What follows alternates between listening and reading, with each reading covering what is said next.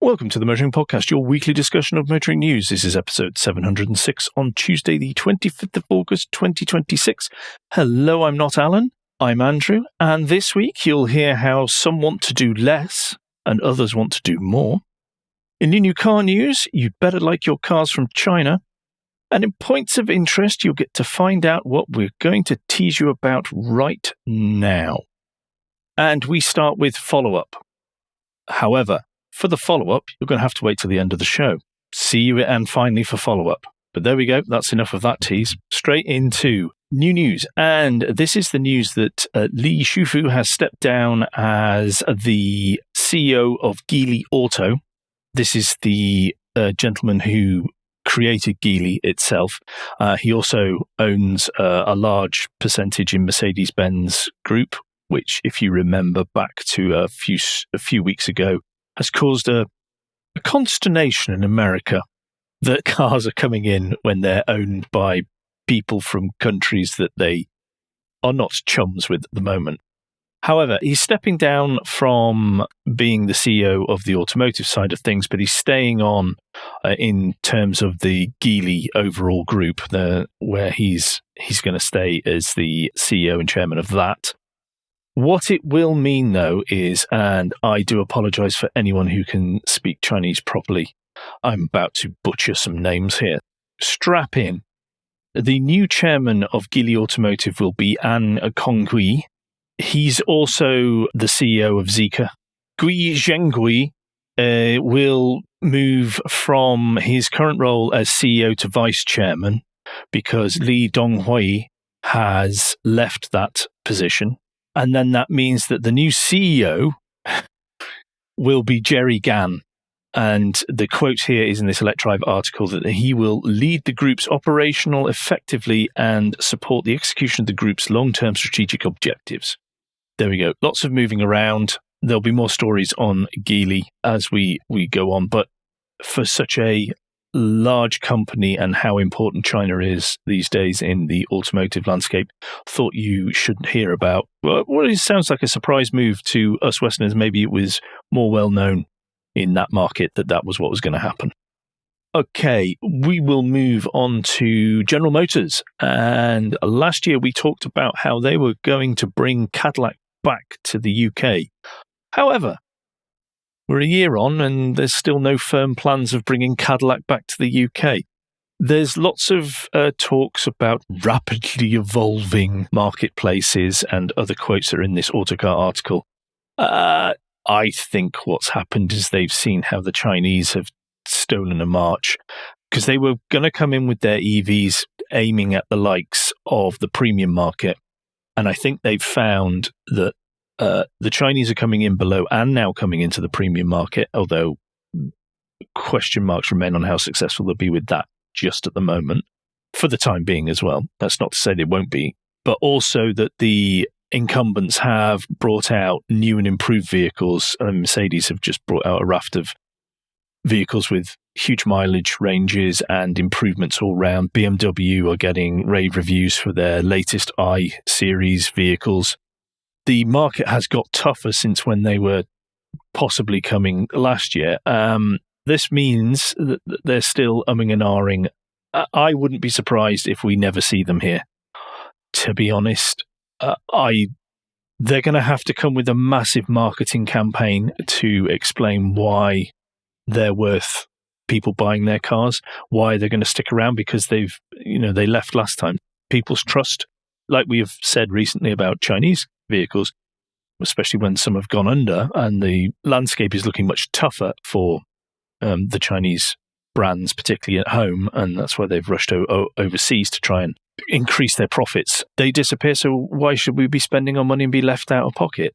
If you're leasing on 3 years, you possibly can get away with that, but we've seen recently with the Chinese brand that went that nobody's covering the warranties now of that brand. So it's a big risk. It is a big risk. And Cadillac doesn't have the greatest reputation in the past in the UK.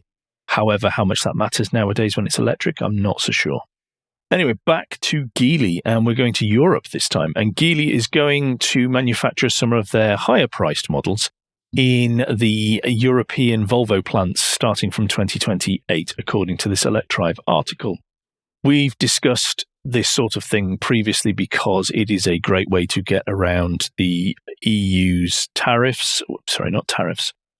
the price parity that they put in place because of being built in environment or being built in China, which lends itself, depending on which company it is, to more or less of an advantage over the European vehicles.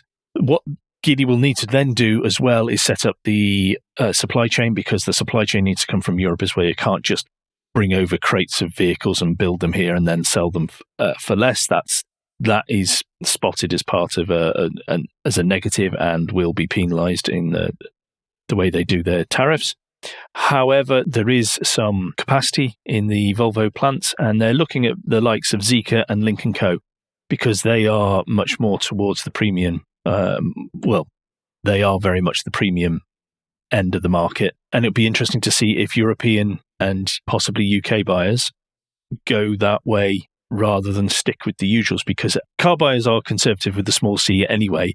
And when you get into more premium, they become even more conservative. In terms of what badge they want on the front of their car that sits on their drive or outside their house. So that will be interesting. They've got Gothenburg in Sweden, they've got Ghent, but also there's a new plant in Slovakia. These models will begin being built from 2028. Next up, and the internal combustion engine is not dead yet. This is the news that Horse, who is the joint venture between Renault Geely and Saudi Aramco, have developed a methanol-powered range extender for electric cars. So this is called the Horse D20. The way they've built it is incredibly clever. There is an article from Autocar linked in the show notes where there's lots of lightweight materials being used, and they don't use a heavy iron disc, which is apparently called a yoke when it comes to the stator. It doesn't have the huge amount of electric coils. I don't know that much about methanol fuel, so whilst I think this is a good Autocar article, if you know more about it, you just treat it with a pinch of salt and do your due diligence on it. Why don't I know about methanol? Because it's not a big market in Europe and the UK. However, it is in China. That's where about 60% of the world's production of liquid methanol is. Unfortunately, it's not produced clean, but everyone is looking to make methanol or e-methanol if we're going to be zero emission in terms of those sort of things. Also, historically, back in 2005, there was a Nobel Prize-winning chemist called George Euler who wrote an essay talking about having an economy based on methanol derived from hydrogen or CO2, both of which can be produced sustainably. So it'd be interesting to see if anyone can start making this sustainable. The engine is claimed to have a 47% energy conversion rate on the fuel, which when you're burning a fuel is incredibly good. And in terms of the emissions, there are obviously emissions, but the nitrogen oxides, it complies with China's CN6B standard, so don't get it mixed up with the C and the A. The B standard of 35 milligram per kilowatt hour, and the EU's Euro 7 limit of 60 milligrams per kilometre. There's obviously still emissions. You're burning something, so there has to be. It's not the same as electric, but it is another potential for those instances when an EV is not the right choice at the moment with the technology that we have, is not the right choice for what they're trying to achieve. That looks really interesting. I like the fact that people are still working on this sort of stuff. Equally, Toyota, BMW and Repsol announced that they've got a pilot scheme in Spain, how they can run on Repsol's fully renewable petrol, the Nexa 95. Now, I don't know how accurate the claim fully renewable is.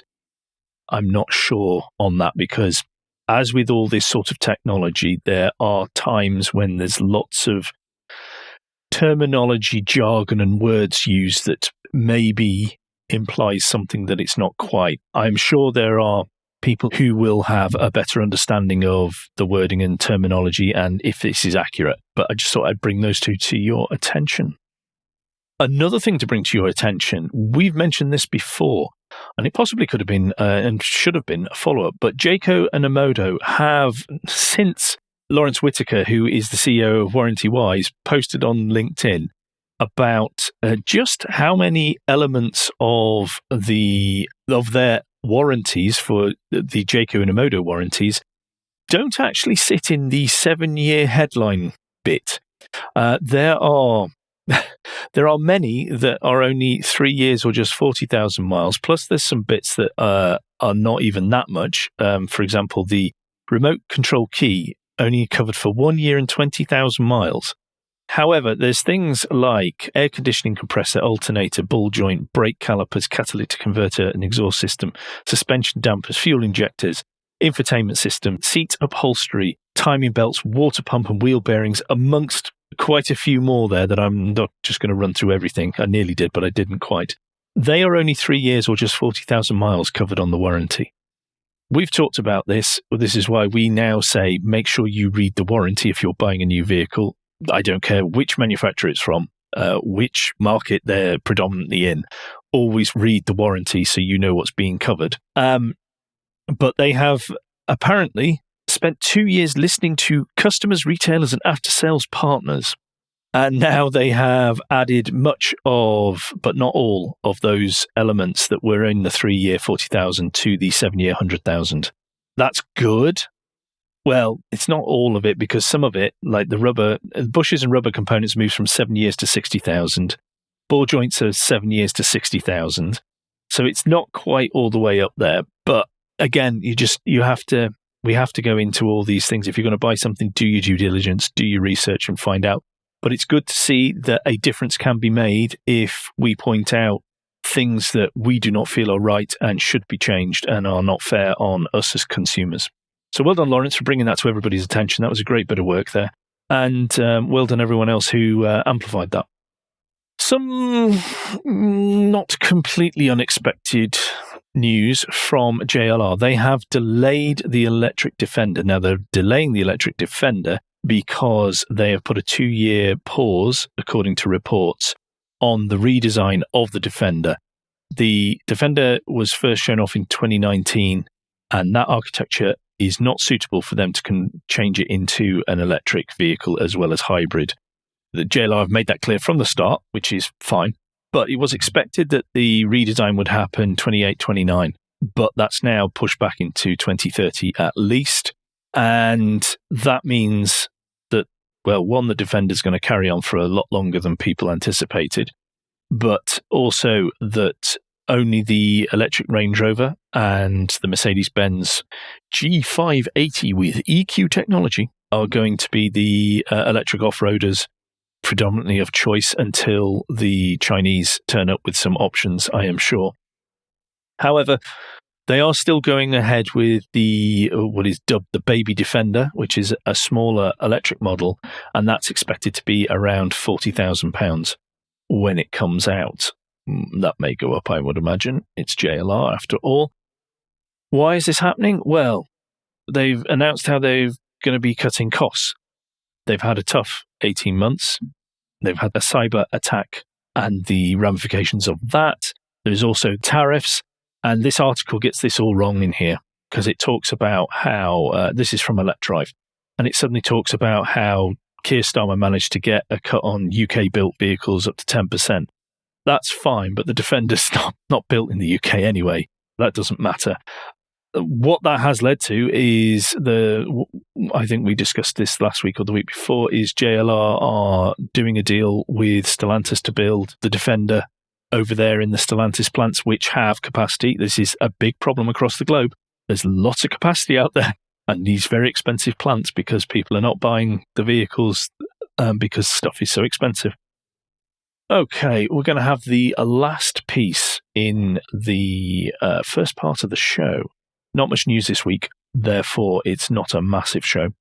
But China has issued its largest ever recall when it has recalled 4.3 million vehicles from 11 automakers all around the hidden door handles.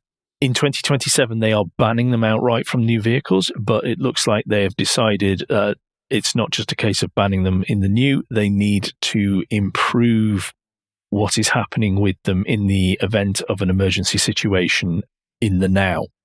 Of this, 2.98 million cars are Teslas, funnily enough. Well, to be fair, they're the ones who started this trend for the stupid idea.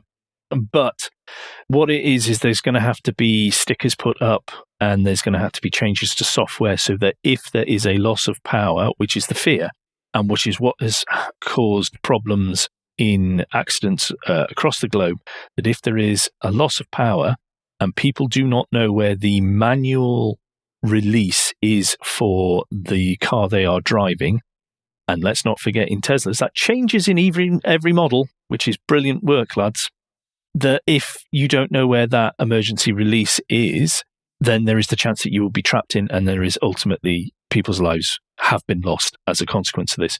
There are some elements of the software that could open windows so that there is an alternative escape if the doors don't open. There's also the doors or the door handles will open or unlock so that when there is a loss of power, that will be triggered by software. And also warning stickers to point out where these manual releases are. If you do own a vehicle that does have hidden door handles, then do check your owner's manual. Do find out where the emergency releases are. You need to do that. But it is astonishing how China is leading the way on car safety, considering how smug we in the West are supposed to feel about all this. They're stricter than Euro NCAP, which is obviously massively more strict, or NCAP, but massively more strict than what's happening in the US. Although, to be fair to the US, the NHTSA has been granted a petition to create a new safety standard all around this to ensure occupants can easily get out of a vehicle after a crash or a power loss. There we go. Well, that is rapidly the end of the first part of the show. And that means that it is Guilt Minute, the quick break in the show where we ask for a tad of financial support to keep the lights on and the hosting running. If you feel the Motoring Podcast is worth a small consideration every month, then you can become a patron. Different levels of patron include different levels of commitment from us to you, including being able to watch the show recorded live. We also have a small range of merchandise in our spring store, from stickers to mugs and t-shirts. If you don't have any spare cash, and we completely understand, then you can help us by following for free from a podcast player to receive every show as they're released, and by liking and rating the show in whatever way your podcast supplier lets you. If you've done all that, and some of you do, so thank you very much, then the last thing you can do is recommend us to your friends or colleagues. Right, we move on to the new car news, and we are going to start with the Aion UT. Now, the Aion UT is a super mini from yet another Chinese manufacturer. Well, I think we've mentioned Aion before. And this is going to be priced from $28,950, and you'll be able to order from September. This was shown at the British Motor Show in Farnborough on the 21st to the 23rd of this month, just a couple of days ago, as well as the Aion V, their SUV that's already here. And this has apparently been re-engineered to take into account British roads. Good luck with that. So there's been modifications, according to this Motor Trader article, to the springs, dampers and bump stops, and revise the anti-roll bar. It's going to have a 60 kilowatt hour battery, which should deliver a maximum of 268 miles of driving. Supposed to be lots of room, supposed to be lots of equipment. One of Aion's marketing pushes is their Great 8 promise. Bear in mind the article we discussed earlier with OMODA and JAECOO, so just bear that in mind when you consider this. But it's an 8-year warranty, 8 years servicing, and 8 years roadside assistance and MOT. Good. Another small electric vehicle, well over 200 miles range, 29,000. Okay, see how that works in the market. I am going to move us on to yet another Chinese manufacturer, and this is Denza, which is part of BYD, I think. Yes, part of BYD. And they have revealed the Bao 5, that's BAO.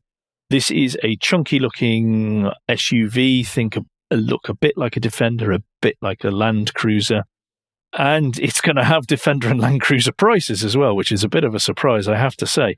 It's a hybrid version, and they have two trim levels. There is Elegance, which starts at, brace yourselves, £69,500, and Ultimate at £78,880. It has a 31.8 kilowatt hour blade battery, and that is integrated into the ladder frame chassis, and that will give you an electric only of 62 miles maximum range, which isn't bad. You can charge it up to 100 kilowatt, and that means 30 to 80% will take within 15, 16 minutes, something like that.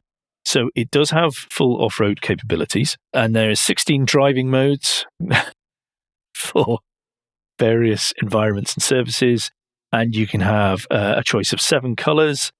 Only white is free of charge, so therefore get your light blue U and N out and slap it on the side. After that, it's either a £2,000 or $3,500, depending on your choice. 3 interior colors as well. That's quite chunky, not the sort of prices we're expecting from Chinese vehicles. Will it sell? That's going to be an interesting one, because they are moving out of, look, we're offering you a lot more for a lot less, to no, we're punching side by side here. That will be interesting on whether buyers go for that or not. I think it looks good.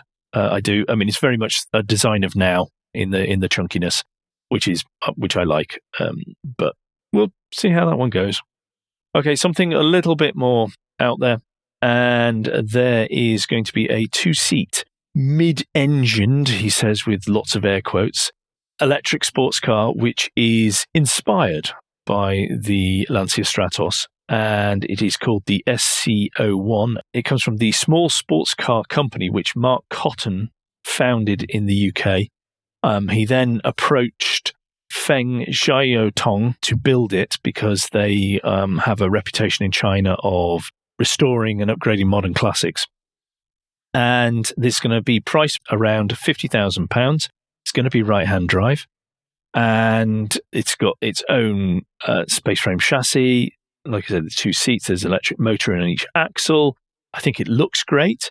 They are not targeting massive amounts. They're targeting 160 cars in the first year, which I think is optimistic, rising up to 360 in the third year. But if you've got very limited overheads, then that's interesting. It's got a 60 kilowatt hour battery pack, which on the Chinese test cycle gave a maximum range of 311 miles, which is impressive.